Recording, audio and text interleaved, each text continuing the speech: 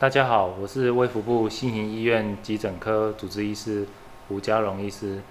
那今天要为大家介绍急性肺栓塞。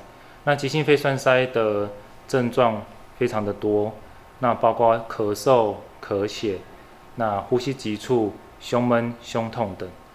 那因为它的症状非常的多，而且不典型，那常常会造成临床医师判断上面的困难性。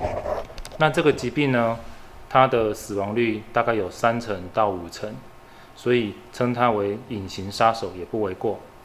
那急性的肺栓塞呢，它的高危险的族群呢也有很多，那包括近期内有手术，那腿部有外伤，那还有一些像是恶性肿瘤的患者，那还有有吃口服避孕药，那怀孕前后的妇女，那以及长期中风卧床，以及久坐久卧的人，都有可能是高危险的族群。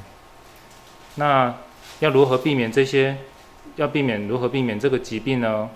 那就是说，大家尽量减少久坐久卧，比如说像是你有坐火车，然后或者是坐飞机的时候，就是定时呢起身活动。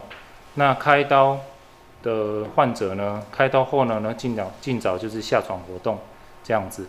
那另外就是说，如果大家能够就是增加运动啊，然后以及减肥、减重、戒烟等等，都是可以减少避免这个疾病的。